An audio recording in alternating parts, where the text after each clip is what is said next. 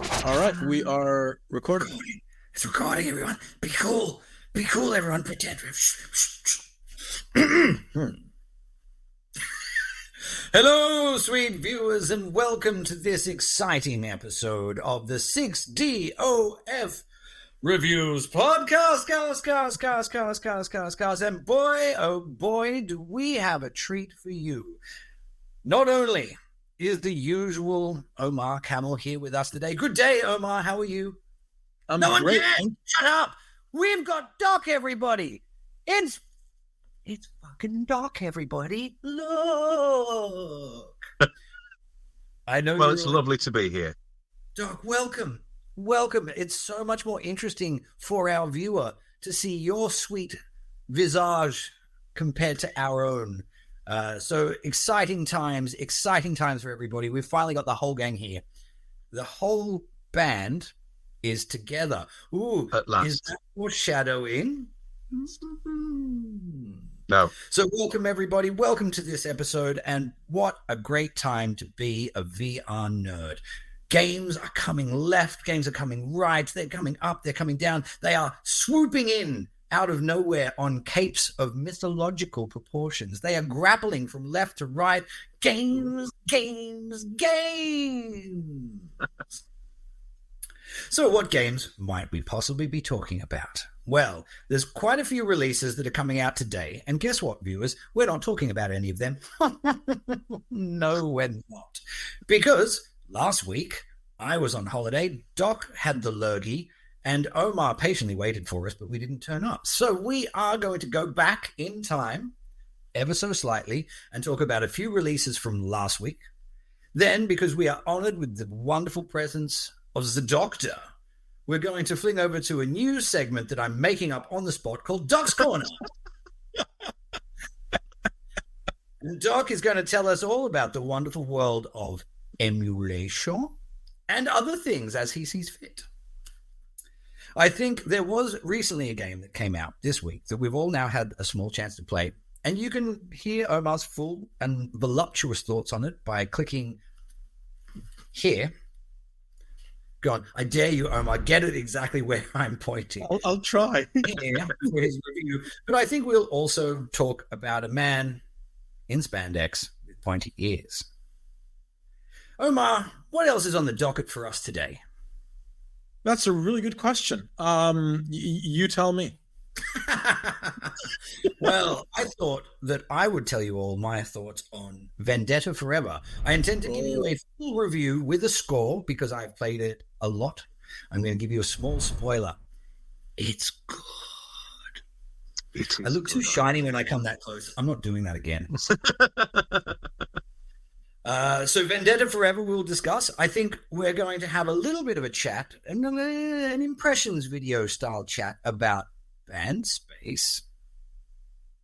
Then we're going to go into Doc's Corner, and we're going to hear about whatever the fuck Doc wants to tell us about. Yeah, I like the sound of this. And then we'll round it off with some lively debates if we still have time. So, without any further ado, sweet viewer, this is what you've got coming up for you. Shall we just have a bit of a chat about the bat? I think we must. We must. So, Doc, I'm going to hand to you to lead our discussion because everyone already knows what Omar thinks about it. Me, Matches Malone.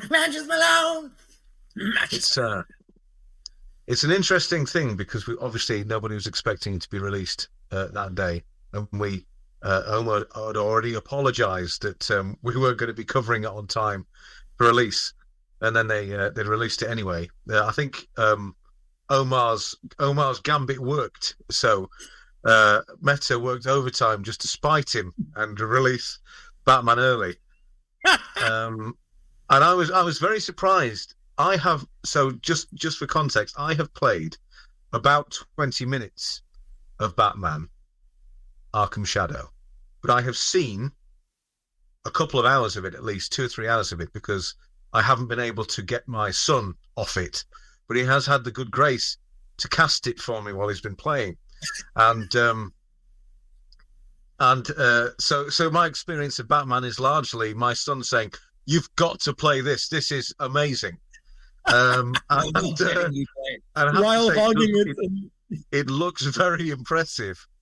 The 20 minutes that I had of it was about an hour in, and so we'd unlocked some stuff, and I did spend that 20 minutes just swooping about going, I'm Batman, and feeling incredibly empowered, which is really, I mean, my instinct, seeing Omar's preview of Batman, my instinct would have been, this looks like an 8.5. We all said, I mean, we said 8.5, really solid looking game. Having actually played it, it fulfills my primary brief for a game in VR, which is there should be an element of empowerment, but really VR games are about connecting you with the sort of level of imagination that you felt when you were a child. And Batman, whatever happens in the plot and however fucking nerdy some of us might have gone about it, it fulfills the brief of selling you the fact that you're Batman in VR very successfully.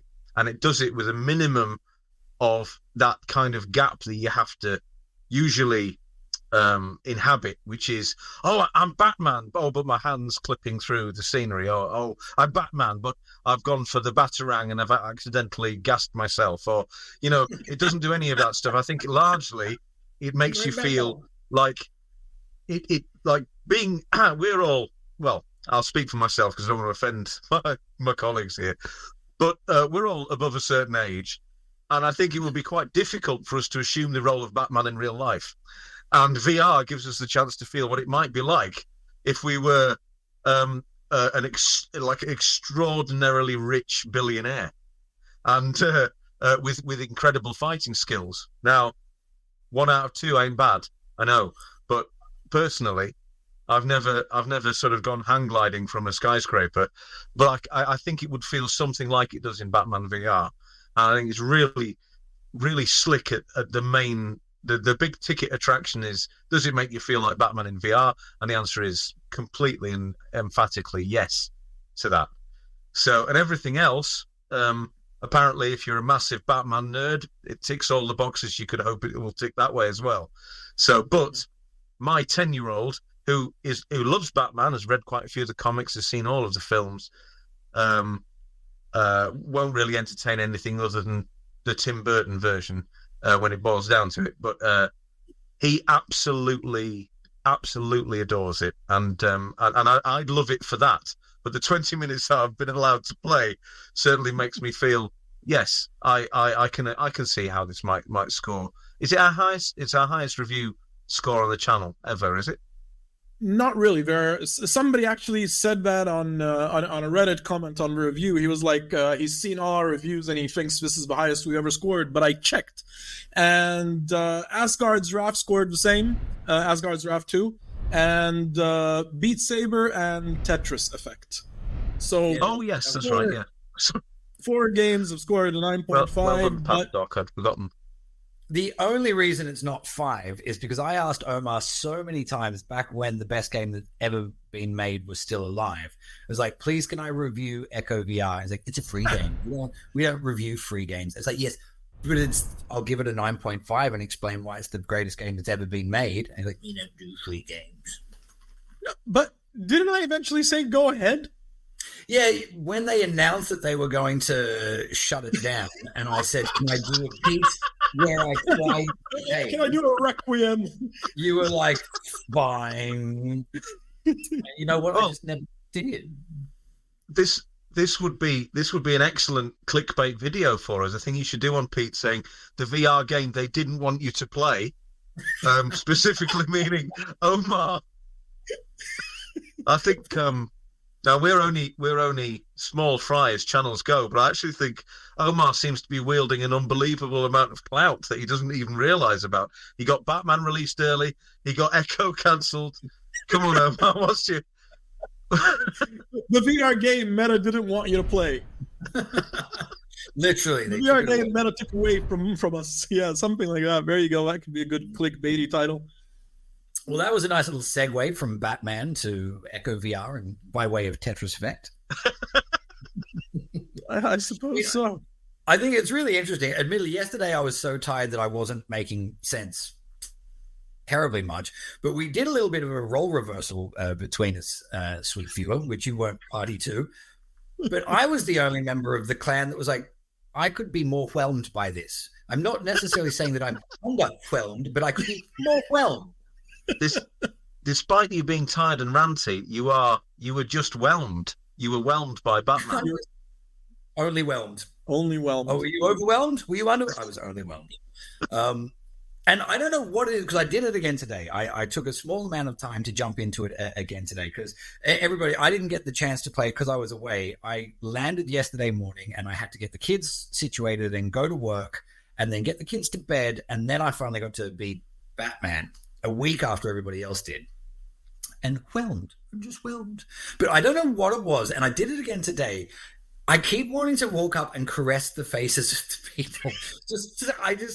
There's a scene, and I won't, like, the start of what I'm dubbing Act 2, I don't know, but there's a definite scene change. There's a shift change. I'm deliberately trying to avoid spoilers here, but things change ever so slightly. And the first part of that is very much, you're walked through somewhere, and I went up to everybody and I gently just went, hi. You know what? The guy that was taking me to the place, I gave him a bit of the old coochie coochie coo. No reaction. 2.5. 2.5. Coochie coochie coo. Well, nothing. Here's a counterpoint to this. We're not allowed to talk about it because of embargoes, but there is another big ticket release coming out very soon. And I was delighted to find out that the people in the game, well, they don't respond to you if you try and touch them appropriately or inappropriately, but they are actually solid 3D models. And I now, and I thought, because I think I'm going to be the one reviewing said game, and when I saw this in the game, I thought, Pete's going to be really happy. And then I thought, this really shouldn't be one of our review criteria at all. Like, can you gently and creepily stroke people on the face? Why, it's the new, can you pet the dog? Can you inappropriately touch the NPCs? Rambling ever so slightly. I will say I have played, and outside of that, I've seen a couple of little things that I think ordinarily we usually pick up on quite a lot, like things that are halfway through the floor, or little things. Like I know with Arizona Sunshine too, I was in such a rose-tinted glasses that Doc, it was you that pointed out. I was like, but you're not seeing any of these things that I'm seeing. And I was like, no, I just love it. Shut up.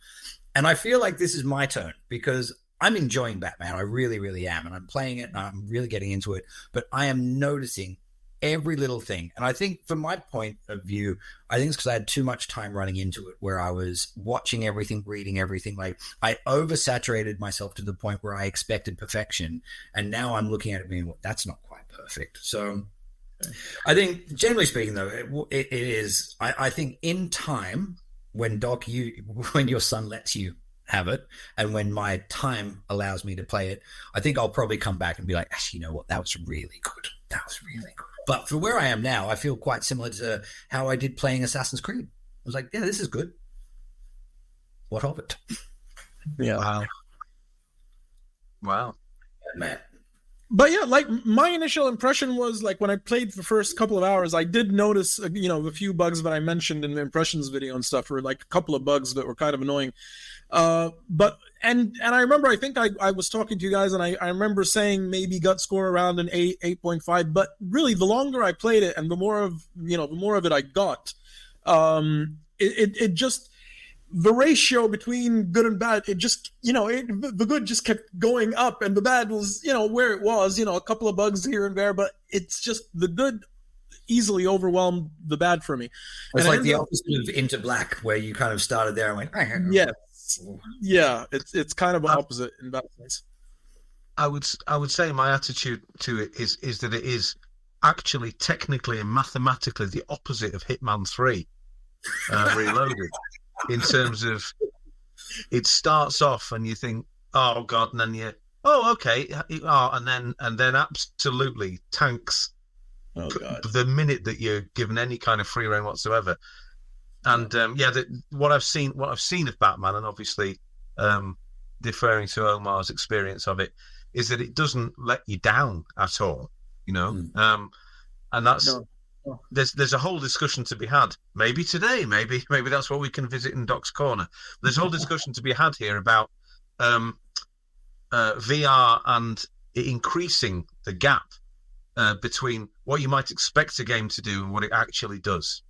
And I think Batman it manages to walk the tightrope really, really well.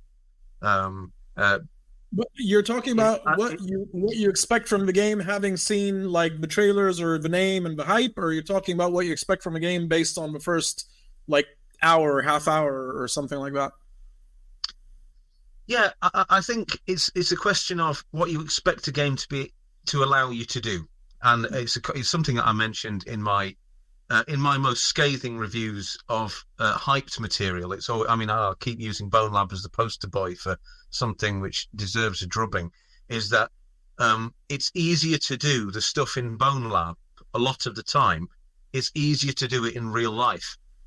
It's easier to pick up a crowbar or crouch down or not feel like your hand is super glued to your forehead. Or it's even easier, and I do say this from experience, to reload a gun and look cool in real life than it is in Bone Lab. Whereas what Batman does is it empowers you to do stuff that you're never going to do in real life and convinces you that you're doing it. And I think that's the interaction that I expect and demand from games now in VR. And I always, obviously Half-Life Alyx is still the gold standard for interactions and that kind of feeling in VR. And I don't think it's a question of computing power.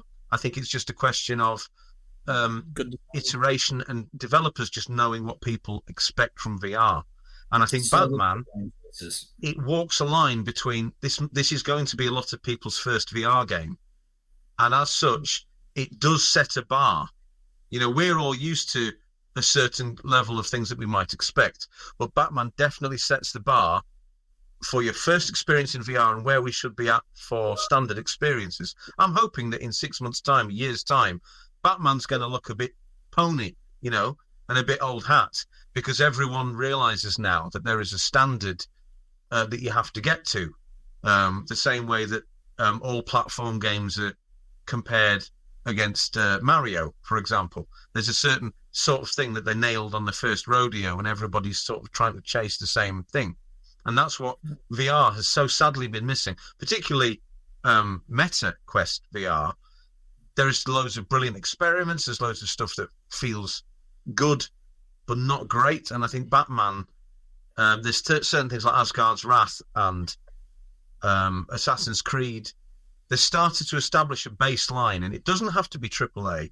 It doesn't even have to be AA, but you need a team who realizes that really what you want to do is pick up the controllers and feel like you're doing the thing that you're meant to be doing.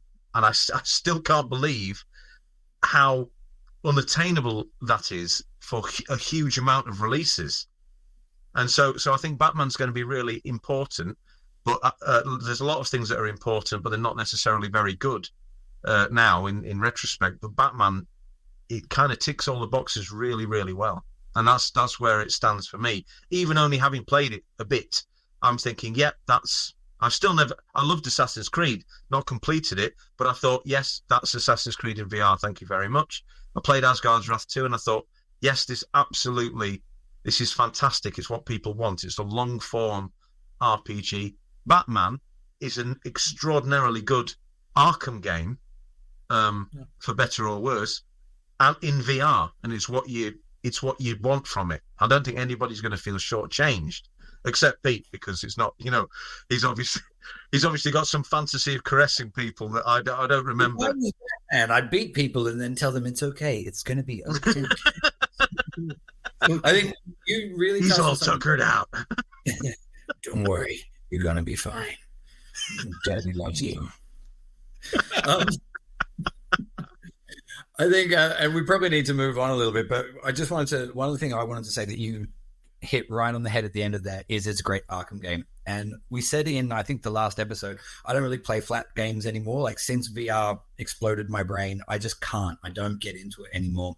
But I played the original Arkham Asylum before playing this, just to kind of get in case I was reviewing it, I wanted to be able to know the source material.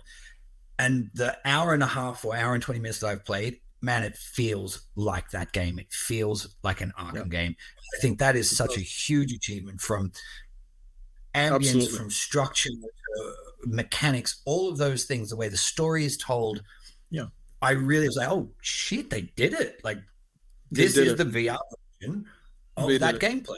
Fine, it's Yeah. not the open world that came in the later iterations, but I never played them, so I don't really care about that. Arkham Asylum, which was the last one that I played, this feels just like being in it, and that's really fantastic. Yeah. And it feels like a VR game, not like a good port of a flat game. It just feels like a VR game. Yeah, Camouflage has done. They've done great. When they did Iron Man, and I played Iron Man, and that made me feel just like being Iron Man. I think this is one of those studios now that anything they produce, and it'll be years before we get something now because they put so much time and effort into it. But when the next Camouflage game comes out, I will stop what I'm doing to play it. I think they now have the pedigree of being one of the most proficient fantasy fulfillment studios that's currently making VR games, and long may it continue. Absolutely. So shall we move on? Shall we move to Doc's Corner, or should we talk a little bit about Band Space? What would you guys like to do next? Dog Corner, or you could do your Vendetta Forever. I don't know. You guys decide. Whatever you both feel like. Let's talk about Vendetta Forever, because it was fairly new to me, and I've played quite a bit of it now, and I'm very keen to hear what Pete thinks of it.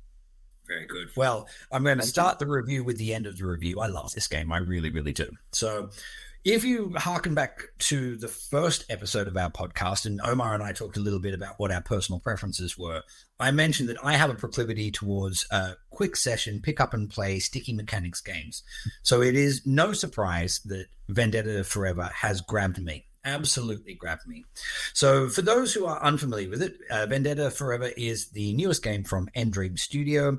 It is, I guess, an arcade-style shooter with a unique sort of premise to it, in terms of it's comprised of 60 levels. These 60 levels range between literally 2 seconds or 2 minutes to play, so they're all very short form, and you can play them either going for a top score, or you can play them as a time challenge, so you can speed run through them, and it's your choice. The leaderboards are split between the two. Essentially what you do is there's a range of weaponry, and you have to move from where you start to where you end, but the only way you can do that is by killing your enemies. When you destroy your enemy, they relinquish their weapon, at which point you reach out to grab, and that teleports isn't quite the right word, but it moves you towards their location. And thus you move through the game. They drop their weapon, you grab the weapon, you shoot, you move. There's throwable weapons, there's all sorts of jazz. There's some levels with swords, but essentially start, kill your way to the end. Hooray. That's pretty much the premise of Vendetta Forever. I've heard it stylistically referred to as a bit of a baby, a weird hybrid between Pistol Whip and Super Hot. But actually, once you get into the mechanics of it, it shares a visual styling with both of those games. But it's actually a little bit more like, why am I blanking on the name? Zombieland Headshot Fever, in terms of like shoot, shoot, move, shoot, shoot, move. And it has that same stickiness to it, where the mechanics are so well delivered, and it has enough of it easy to play but hard to master, that when you find a level that really sings to you, you get stuck on it. Now, I've played Vendetta Forever for no less than 4 hours, absolutely no less than 4 hours. I have not played all 60 levels. The reason is I will play through, and you'll get through it and you'll be like, oh, that one's okay, that one's okay. And then you'll hit one that for some reason just clicks with you. And I played one level that takes 15 seconds to complete for 40 minutes, trying to get, and this was before it released, and I got the number 2 spot on the leaderboard because it was so much fun. It's called, if you get the chance, it's called Knives Out is the name of this level. They all have sort of thematics around perhaps action movies that you may have seen, but it's not overt. It's not like the upcoming action hero game from Fast Travel Studios.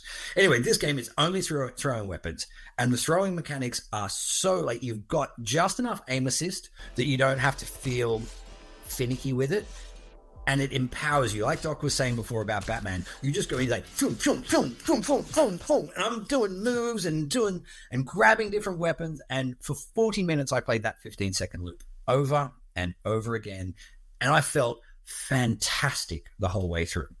There's another level that I got stuck on, and it's colonial era muskets and one-shot pistols. And you're on a hill, and you have to take out all these soldiers. Let's say that they're British soldiers, maybe, I don't know, or some other American Revolution reference. And you have to get everybody. If you miss, you're dead. If you don't kill them, you can't move on to get the next gun that also has one shot so that you can kill them and move on. And I just played it over and over again. It just stuck with me so well. So I couldn't tell you what all 60 levels are like, but because of the versatility, the fact that you go from, there's one level that is quick draw, and so there's 5 guys at a poker table, and you've got 6 shots in your 6-shooter, and you just basically have to go bam, bam, bam, bam, bam, bam, bam, and get through them as quick as possible. Literally 2 seconds, but miss one shot and you're dead. There's other ones that are a lot more fleshed out that feel like you're playing through an action movie. Like you shoot your way onto a helicopter and the helicopter goes up, and then you've got a Gatling gun and you're shooting them out of the helicopter, and the helicopter crashes, and then you come out and you've got to take a helicopter down with a rocket launcher. There's just so much versatility in what I would say is an incredibly simple premise that it keeps it really fresh. So for anyone who is playing games and saying, I'm sick of arcade games, I'm sick of these quick, short, tech demos, don't you say that, tech demos, this probably isn't your game. You might play it and go, actually, that's not what I want. I want a long-form, story-driven game. Go play Batman. It's out now. It's pretty good, apparently. But for those people who just want something that makes them feel badass for a couple of minutes and then put it down and go back to whatever you're supposed to do, it's the perfect lunch break game. It's the perfect, the kids are in the bath, I've got 10 minutes, I'm just going to quickly smash out a few. Like, it fits into overloaded grown-up lifestyles, just chef's kiss. It's so good. So graphically it's really good, very stylized. It absolutely covers that super hot pistol whip style of art. The soundtrack is really great. The audio is really empowering. It's got enough oomph behind it that it feels like you're really shooting these guns. So audio, graphics, like 8, I would say 8 out of 10 for each of those. It hits the mark just right. Very stylized, very on brand. So I guess my tag for this would be 8. Sticky. And we talk about this sometimes. That's a good 8. Sometimes there are games that you give an 8 and you think, well, you just squeaked into that 8. This is a very good 8. This is a solid, you should definitely give it a shot 8. So what do you think, Doc? Well, what would you, well, let me allow me to retort. What would it have to do? What would Vendetta Forever have to do to get a 9 from Pete? Actually, that's a really interesting question. And I'm not sure. What would it have to do? I don't know. I just think that when I'm reviewing games, I am also looking at the broader metric of what people are going to enjoy. So it's not just purely about my own personal enjoyment. And I've often said to Omar, I know, right? But my personal enjoyment score is often a little bit different to the review score I would give. Like Dark Times, Brotherhood, Wizard's Dark Times, for example. I think I gave that a 7. Whereas I gave that in my head an 8.5 because I love casting magic and I love doing all that. But I know in reviewing that it's not going to land with everybody who has that same particular sort of, not fetish, but that particular proclivity towards that gameplay. So I think in my heart of hearts, it probably does get a 9. But I think generally speaking, for the breadth of gamers that are out there that are going to approach it and go, yeah, but it's just that one thing. Like you just shoot, grab your way through the levels. I'm not really into it. It doesn't offer enough depth. I feel like 8 is solid. Maybe 8.5. You could stretch me to an 8.5 there, Doc. Right. Well, I mean, I haven't played as much of it as you. I absolutely love Super Hot. I still return to that every so often. I love Pistol Whip. And one of the reasons for that is not only are they brilliant games to play, they're a really good concept, but they've been very well done. But I'm surprised that they aren't more emulated in VR from a stylistic point of view, because it seems to me that they've both got engines with deceptively simple graphics, which means that if one of the designers say, hey, how about we have a level where we kind of like run over to a helicopter and then do like a panning shot around a skyscraper and, it means that they aren't necessarily going to give the rest of the team a heart attack because they're being tasked with doing that on a mobile processor. The vision of it is not hampered by what they can do with the engine. Having said that, they are beautiful games. A thing of beauty is a joy forever, and Super Hot's like that. Pistol Whip is like that, and I love that idea of. I think I tell myself, like you do, like as an adult with children and other responsibilities, you tend to, sometimes you think, oh, I could put Asgard's Wrath. No, I'm going to fall asleep as soon as I get a loading screen. And I tell myself that's because I'm a big important person with children and responsibilities and bills and things. But I actually think I sometimes get sick of how like ponderous things can be. I don't want to get into a game and spend 10 minutes driving to the thing to just have that little frisson of a gun battle fulfilled. And not all of those games, Super Hot, Pistol Whip, Vendetta Forever, they do that thing where you can just quantum leap into somebody's head and go, oh, right, okay, I'm at a poker table and I need to shoot everyone. And Vendetta Forever also realizes it's got to be slick to carry that off. If you're going to be in something for 30 seconds, it's absolutely got to sell that to you. And I think it does it beautifully, brilliantly. The reason that I probably agree with your rating is a bit more personal to me, because me, I don't give a flying toss what anyone else thinks when I'm reviewing a game. I think the way in which it is mildly inferior to Pistol Whip and Super Hot is that the sound design, particularly the music, is just a little bit too generic for me. I think the settings are really amazing. It ticks all of my boxes. From there's pirates and Wild West and John Wick stuff and all the stuff which works best as a game. I think the music is just a little bit on the generic side, and it could be a little bit more thematic to suit the levels. That's the only real quibble that I have with it. So that, and sometimes it messes about with the rules just enough that you can be disconcerted by it. But again, for replayability purposes, I understand why they've done that, and I applaud it. And I don't really want Vendetta Forever to be any different than it is, and I think it's really good at being itself. So I'd probably my gut score would be an 8.5 or a 9 for Vendetta Forever. I love it. It is really good. And look, I think you've convinced me up to it. 8.5, sticky. I'm quite happy with it. This is where we're going to put the score now. It's going to be an 8.5. And I think this is a really great way for viewers to see that we're not, with the exception of Doc, obviously, but we're not so egotistical that we think, no, I can't be changed. I can't be talked around. I'm going to, after insulting you playfully, I'm also going to compliment you playfully. I was in the car, the holiday was just on. It was a road trip through New England in the US, and I was listening to your review of Arizona Sunshine Remake, and some people might know that I also reviewed that for somewhere else.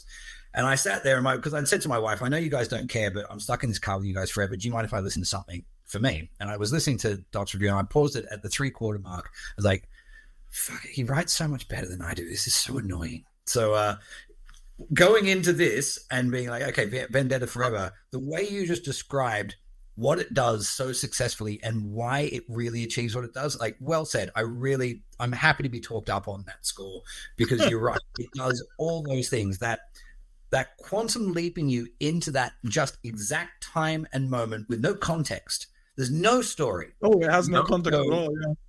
It's so open. Those things are there for you, and you go, fuck, I get it. Yeah, I do this now. Bonk. Yes, and I think it's very respectful of your time in that regard. It's very weird for me to be in a situation of talking a game up. I feel like I've done that with Batman, and I've done it with Vendetta Forever. Usually, it's kind of the loading screen is. The loading screen janks. It's a fucking 3, and you know it is. So it's really weird for me to be saying, no, I think you could be a little bit more. Don't be so tight about your scores, please. But there is a no. I'll save this for Doc's Corner, because it'll fit really well there. But it's tremendously respectful of your time, and it convinces me that I'm some sort of amazing assassin. So good luck to it. And interestingly, to segue back to what we were talking about with that point about being respectful with your time. So Batman is a great game, different style of game. But for who I am, I just played a 12-minute sequence to get to my next fight. And because I haven't unlocked the combat challenges yet, Batman doesn't have for me what I need. So Asgard Wrath 2, if I'm just feeling feisty, I can go straight into the Uncharted Rifts or whatever it is, the roguelike combat mode. And I can just go have a fight and then come out of it. And again, fine, long loading screens, but it gets me what I want. Until I unlock these combat challenges, Batman, if I'm in that mood or if I only have that small section of time, I can't put it on. I won't put it on because I just want to punch some dudes like I'm Batman, but you make me listen to the story, which is great, fine, for a different... And again, this is a temporary issue. As soon as you've unlocked it, you'll be able to hop in whenever you want for the challenges. But, yeah. But here's the thing about Arkham games is that for me, so Batman is kind of three things, isn't it, really? It's punching people, it's detective work, and it's atmosphere. And I think the Arkham games, for me, the flat games, there's just too much fighting in them. It's not what I'm in games for. I think a little bit of fisticuffs is fantastic.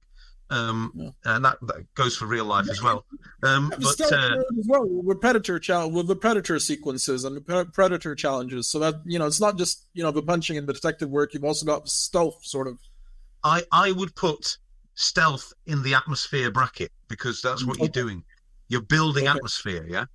So I think if you see Batman as that kind of holy trinity, the flat Arkham games, I always think there's just a little bit too much of a fight. I know the fighting's great, but it's not really what I'm there for, and it's not really what I'm interested. So, and they've struggled with this with the films as well. Like, do we take it seriously? Is it a kind of Seven-ish murder mystery?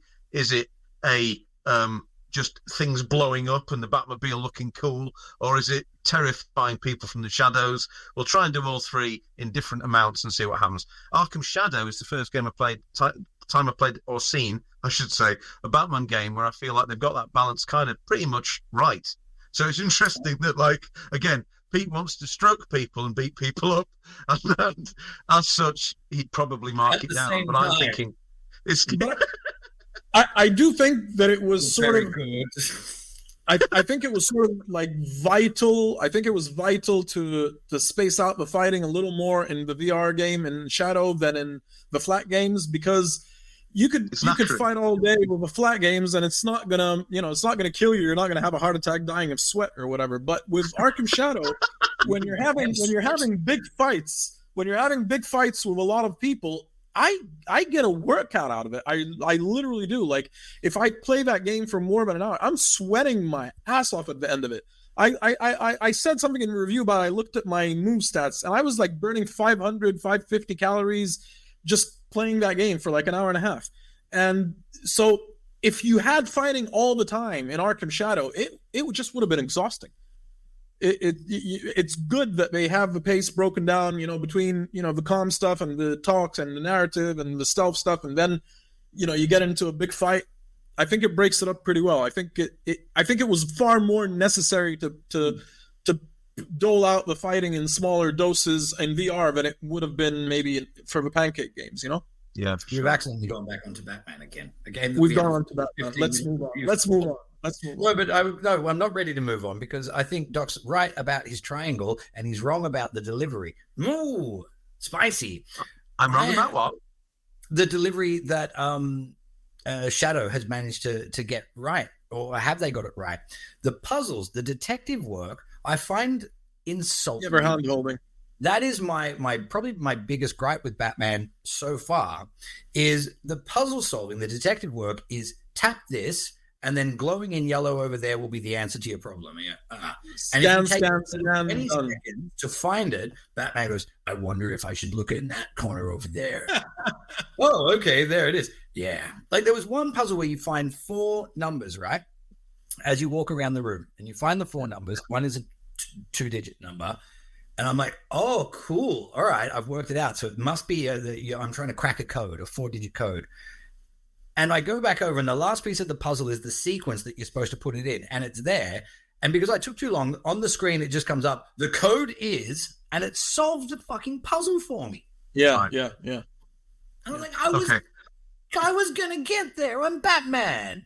Well, I'm gonna have to do a Three Angry Men now. I'm gonna actually argue that we should mark it down and re-upload the video. It's looking more like a 6.5. You wait till I have longer than 20 minutes on that game. I can't. No, all right, sod it.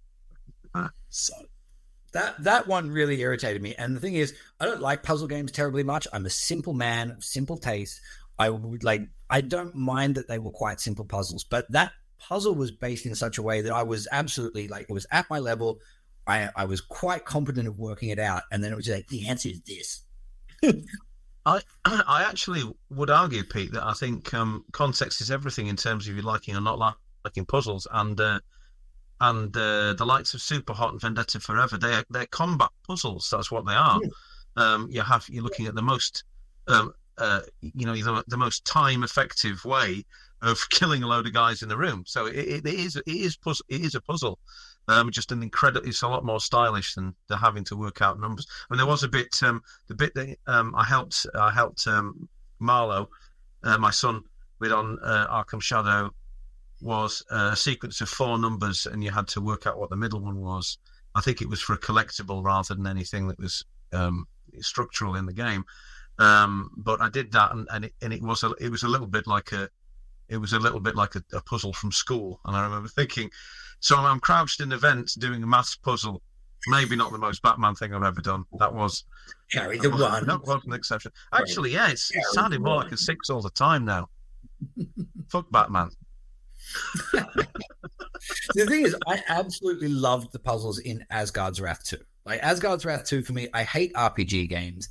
I don't like puzzle games. It's still, now that they've taken both Glassbreakers and Echo VR away from me, Asgard's Wrath 2 is now my favorite game.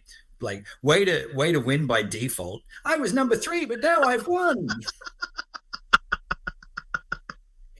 But that was one where the puzzles engaged me, even the really hard ones, even the ones that I was like, oh, I've been at this for 25 minutes now. There was nothing about that game I didn't like. Like, that's a 9.5 to me, is Asgard's Wrath 2. For sure. So I'm going to fulfill my role as moderator, and I'm going to move us along. We'll probably talk about Batman again in a couple of minutes, but let's go over to Doc's Corner. Hello. Doc's Corner. I've given you a little theme. I'm going to insist I'll probably need a better theme tune for my bit, but you can fuck off. Right, so because I've been extremely ill and extremely time poor recently, my time in VR has been limited, which means I've only managed to be I've only spent 20 minutes being Batman. But one of the things that I took a little bit of time to work on, I'll be doing a video about this specifically, but it's something I'll give people a heads up about now because I think it's really interesting, is the world of emulation on the Quest. Now, there are a few emulators, and most emulators that work on Android, and there are a few, will work very nicely on the Quest, just sideloaded, just Android APKs, just sideloaded. And you can have them on a nice big screen, and that's a really good way of playing old games. But one of the things I've been very impressed by recently, and I've done a bit of a deep dive into it, and as I say, I will be doing a video on this, is there's a PlayStation Portable emulator called PPSSPP, and it has a VR mode which will act as an injector into PlayStation Portable ROMs. With some degrees of success, and there's a lot of customization that you can do to get it working properly. But it does mean that there's a big library of games. Obviously, legal disclaimer, you have to own the original games and have downloaded them yourself onto your own personal devices from the originals that you definitely own. But it means there's a vast library of games out there specifically, and the thing that is most interesting to me about VR is the racing games, because it's something which I think really needs to be explored a little bit more effectively on the Quest than it has been. And it puts a light to the fact that these things need to have some technical grunt to work properly, because I remember Omar's review of, was it Grid? Grid. I think it was Grid, where he said Grid it actually made him feel physically ill. It looked dreadful. But so I have played over the past week. I have played Colin McRae Rally, Sega Rally, Wipeout, the PlayStation Portable version of Wipeout, which is fantastic in VR. It just works, and the controls are beautiful. The graphics are crisp and lovely. You can actually set the level of, you can set the resolution that it runs at, so they're incredibly crisp visuals, and it seems to run with no kind of glitching or slowdown whatsoever. It obviously takes a little bit of fannying about to get working effectively. It's not just a question of downloading a thing and playing the thing. You have to download a thing and then download another thing and maybe tweak some settings. But once you do, you have access to like a vast library of really, really interesting, fun racing games. There's Metal Gear on there, anything that was on the PlayStation Portable, some of which you have to play flat because the VR injection doesn't work pretty well. It doesn't work as well as it should. But they really do work with a very high hit rate, and it's a very, very easy emulator to front end to use as well. So I'll recommend that. Disclaimer: I will be doing a video on it properly, so consider this a teaser for that. But the current version of the emulator that is available on SideQuest, the latest Quest update, which I believe is 71, the latest update breaks it. So I managed to get a slightly earlier version of the emulator, which works absolutely fine. And when we do the video, I'll provide the link for that emulator if you want to sort of get on and follow my advice and play. But I do recommend it because it has been an absolute joy exploring. I never had a PlayStation Portable the first time around, but it had some legendarily good kind of PlayStation 1.5 games, which you can now play in high resolution in VR for free, as long as you own the originals, obviously. It's an incredibly fun use of the Quest that takes so little space up on your incredibly valuable storage, but they are fully featured dip in and out games, which I can't recommend enough. So that's my main contribution, that I think maybe most people haven't really explored yet because it's completely. But if you're at all savvy with the world of emulation and you may be new to the Quest or maybe haven't thought that the Quest is a suitable vehicle for it, then I would definitely recommend looking into it because it's amazing. And the same goes for, I don't think we've covered it on the channel yet, but you can there's the Xbox service available to stream if you've got a decent enough internet connection. And they work very, very well, just as flat games on a massive screen in front of you. They're incredibly immersive, and you've got everything that's on Xbox Game Pass then at your disposal.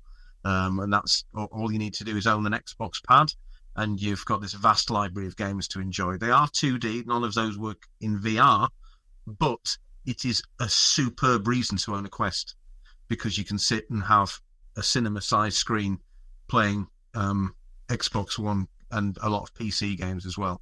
So I'd recommend that. That's we'll no doubt do little video drop-ins of the things I've been talking about. That's your job, Omar. But that's my contribution for this week. That's one of the things that I've been doing largely this week.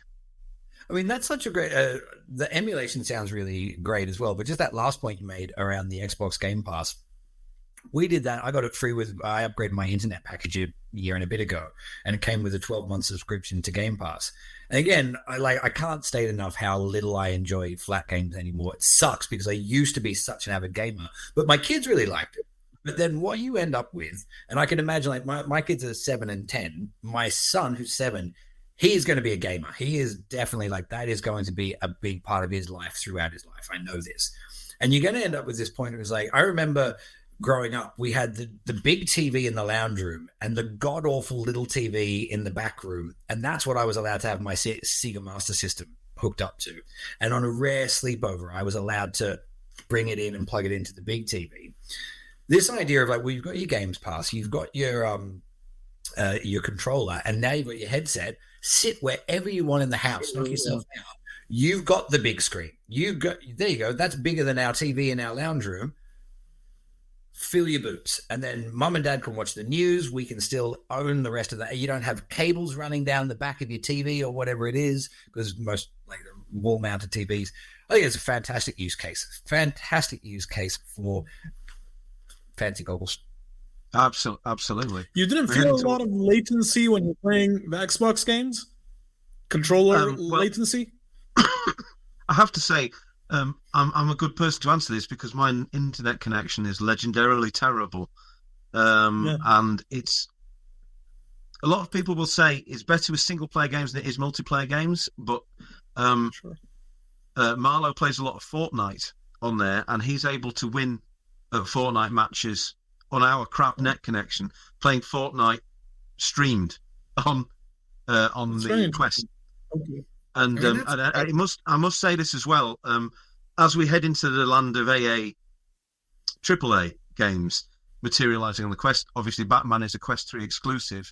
The counterpoint to that is the emulator that I've been talking about and the Xbox Game Pass service will run absolutely fine on Quest 2.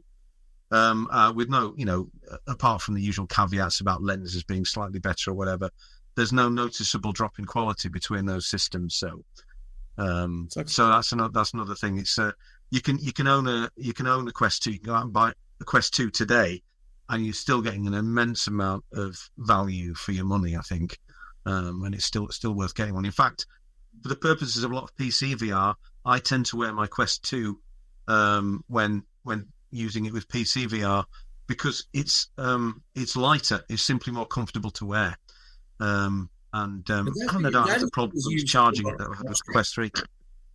You've still got the jock strap on your Quest 3, don't you? You don't have a third-party solution yet. I do not have a decent strap. If there's any sponsors out there who'd like to, would you like Doc's Corner to feature your thing? Well, we can't be bought, but we can be given.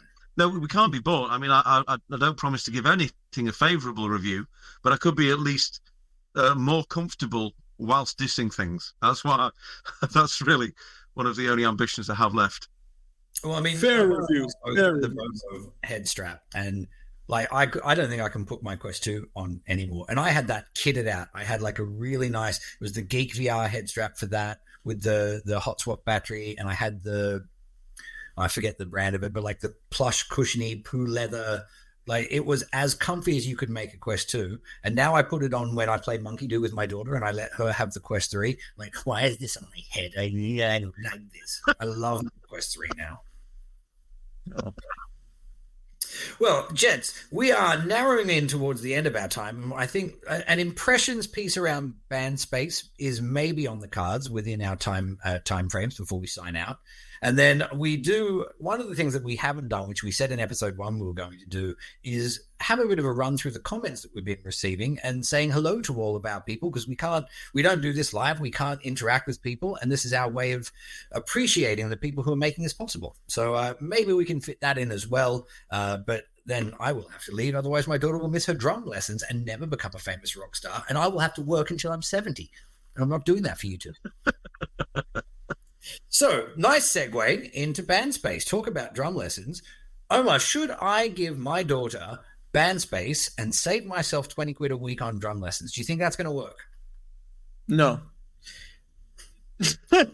No. She might enjoy the game, especially if she's playing it with friends, and you get to pretend you're in the band together and playing music, and you can swap out instruments and all that. But is she going to learn how to play any instrument from that? No, not at all. Not even close. Yeah, no. That's a simple answer to your question, I suppose. So, Doc, we didn't get to play with you, although the game does offer the ability that we could have all got together on this. So I played it with Omar. Have you had a chance to play it, Doc? I've played it very briefly. I had again another 20 minutes on that, and Marlo had another 20 minutes because I'm a musician and I'm in a band.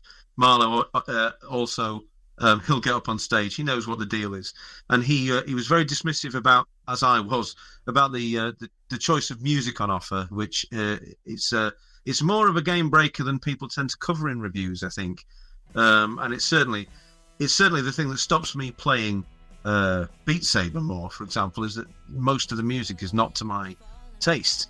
In fact, some of it sounds like, it's akin to being trapped in a dustbin while someone hits it with a cricket bat, which is not pleasant in VR. And Band Space, it's a lot more. Some of it's more pleasant than that. But again, as Omar says, it's a nice toy version of being in a band. It's a good way to sort of socialise and get together and do some fun things. And it's nothing like being in a real band. And for better and worse, I mean, sometimes after a band practice, if you got me then, I would say I wish it was more like Band Space than this. But yeah, it's functional, isn't it? It works, but it's not a replacement.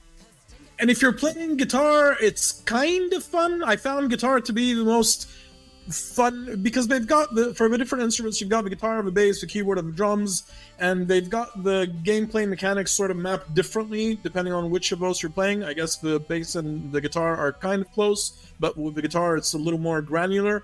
And the drums, I mean, when it comes to the drums, you want to play drums, you're better off playing Smash drums or something like that. It's far superior. Drums Rock is another one that I don't think we've ever covered. Which one?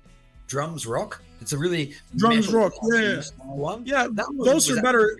Yeah, those are much better if you're looking at drums. When it comes to the keyboard, it just feels like big floppy block in different regions. It just feels like you're I don't know, like you're a seal playing keyboards. It does. You really could not describe that better, man. That is exactly. It's not satisfying in any way. Yeah, it's not satisfying in any way. Not seal. Okay. I was going to say, I might face a lawsuit from. The bass and the guitar are a little better designed in terms of the mapping and how you're playing them. So I think I enjoyed playing the guitar on it the most. But it's got nothing to do with playing a guitar at all. It's kind of like even a dumbed down Rock Hero. What was it called? Guitar Hero version of like playing Guitar Hero at the arcade in the States.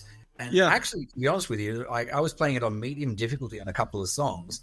Yeah. And that, there's some elements to that really, you can see that, okay, you can't play it and then pick up the guitar and actually play it. Yeah. But the way it makes you kind of move around the fret. Yeah, it's more engaging. It's more engaging than the iteration you have in Band Space. In Band Space, again, the guitar is the most engaging instrument, but it's not very good. And like Doc said, I guess the music just isn't that great. The music choices are not, at least it's a matter of taste. Obviously, somebody out there loves this music, but it didn't really do it for me. At least when we played it, the few tracks that we tried. I don't know. Yeah, overall, I was a bit whelmed, like I say, or underwhelmed in this case. I was underwhelmed when it came to Band Space. I imagine that it's a fun game for people who have no music ability whatsoever, no musical ability ambitions whatsoever, but are young and just want to, be together and pretend to be. It's a toy space. Yeah. I imagine kids might enjoy it, but otherwise I don't really see where else it really fits. Sorry to jump in. Feel free. It's like I haven't played it enough for it to be a review or anything. I'm just giving you my read on it. I think one of the points that I wanted to make is a bit of a counterpoint to something that Doc said, because I find with Beat Saber, for example, well-delivered mechanics can come over and Audica was like this as well, can come over the top of preference toward musical genre. So there are certain songs that you would never in a million years hear me listening to, like put it on Spotify as I'm walking down the street or whatnot, but I will play the Beat Saber map, because the Beat Saber map for it is like, I got the Lizzo pack. We were supposed to review it and I got it and I never got around to doing the review. Now, I'm not a fan of Lizzo. it's not necessarily my cup of tea, but the maps are really quite, like, they're fun. And suddenly I was playing some of the Lizzo maps. My daughter really likes Imagine Dragons. Again, not my cup of tea. We bought a couple of songs for her for when her friends come around. And the mapping on it is good enough that I'm like, okay, I can do this and enjoy it, not just do it, but I'm enjoying my gaming experience here. Audica, there's a K-pop song called Pop Stars that I really enjoy. Yeah. But Amazing. I would never listen to Pop Stars. There was another one, Gold Dust. Gold Dust, yeah, that one too, yeah. And these songs are fantastic in that context. Uh-huh. Now, there was nothing to do with the mechanics of band space that would elevate one of those songs to the point where I was like, no, who cares about the song? That's a fantastic point. Yeah. Absolutely true. Absolutely true. There are many songs in Beat Saber that I would happily play, but that I would never listen to outside of Beat Saber. But just the motion of it, the flow, the actual flow of the mapping does it, and you're in that space and you love it. And yeah, but band space absolutely failed to elicit that for me. Band space, it seems to just sort of, it's just there. You know, it's not, it doesn't fail at what it sets out to do. Is that, I don't know, maybe 18 months ago, 2 years ago, that would have been that's quite a high bar to clear for a lot of VR titles, especially music ones. But it's, yeah. I mean, again, I'm going to jump in and say maybe it does fail a little bit, because again, on the mechanics, I found, like Omar's comment about the seal playing the keyboard. Yeah. The reason it is like this is because if you try just to do that sort of motion, like, I get it, you can't, it's not finger tracked, but if you even just tried to be like, it doesn't register, it misses. You have to go like, keyboard, like this. Same with the drums. Like, we both swapped back to see who could be the drummer, and I was missing beats that, like, I'm not saying I'm a drummer, but I hit that. I know, like, I know I hit it. I had the same issue. And so I think it went so it does fail on music choice. It went mediocre on mechanics in terms of fun, and then it went mediocre on proficiency at delivering what it was supposed to do. Admittedly, the guitar, I had a bit of fun with that. And if you gave me a couple of tracks where it would have been like, oh, yeah, okay, cool, I'm a rock star. But it didn't. It just didn't. And I can just imagine if you were 4 kids, it's going to descend into, no, it's my turn to play guitar. No, it's my turn to play guitar. Absolutely. And if you do want to play guitar, you're far better off with unplugged. Yeah. So far better off. I don't know, band space, I feel it just, again, from the hour I played, it just missed on too many levels for me to give it another hour to see how it goes. It just, would you hazard a gut score? We set our rule at the start. If under 2 hours, no score. No gut score. So that was our no rule, gut score. Sticking to it. But I think that the sweet, intelligent viewers can kind of get what we're saying here. Guess where it's at. And by the fact that we're not all, eager to play one more hour to justify what would be the gut score. I mean, no more damning indictment could there be. That's fair. Well, it's early yet. That's fair. So there you have it, sweet viewer. This is episode 4. This is, if you're a Doc fan, as I know you are, this is episode 1, and everything else has just been everything else is BD before Doc. Yes. What Doc? What fun! What fun to have you here. This is great. I think what we need to do, though, is accept that if there's 3 of us, because we enjoy talking back and forth so much, we might need to extend our hours and go a little bit over the hour that we're trying to hit, because we're charming men with a lot to say. Absolutely. Or some judicious editing.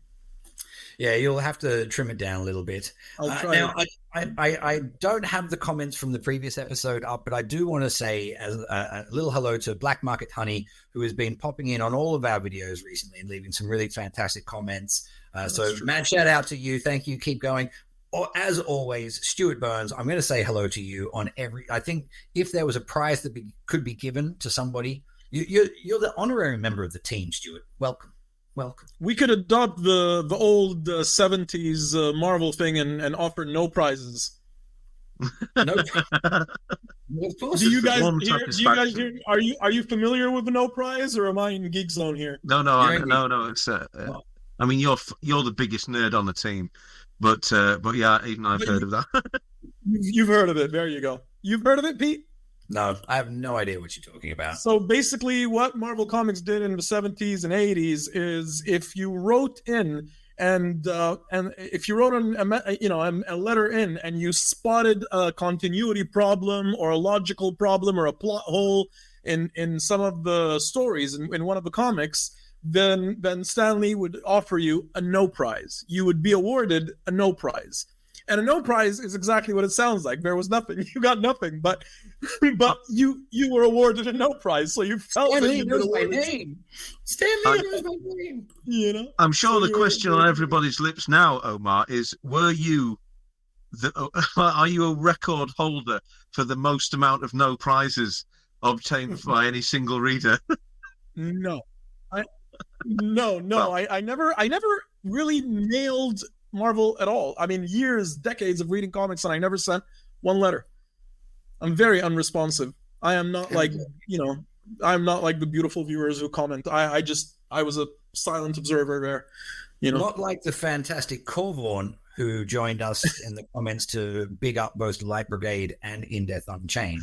Not like Papa Scott, who actually was loving Does It Stack. We weren't loving it so much, but for him, it stacked up.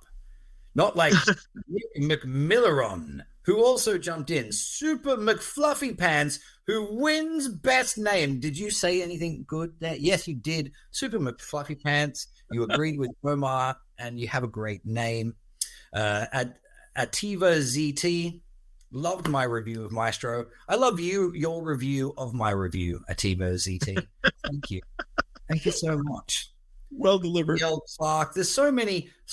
Lord Val from Hell. You know what, Lord Val from Hell, you've been here every episode as well. He's been here every episode. That's true. Now, I'm not going to go the whole way down the list. So the real key here is if you want your shout out, get in first so that you're at the top of the list. So I don't get Yeah, absolutely. Well, sweet gentlemen, I'm off to that drum lesson now. Sweet viewer, you know what to do. Hit the like button, hit the subscribe button, jump into the comments.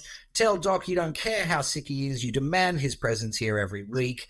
And in the meantime, for me, personally, happy gaming, gentlemen. A last leaving for them.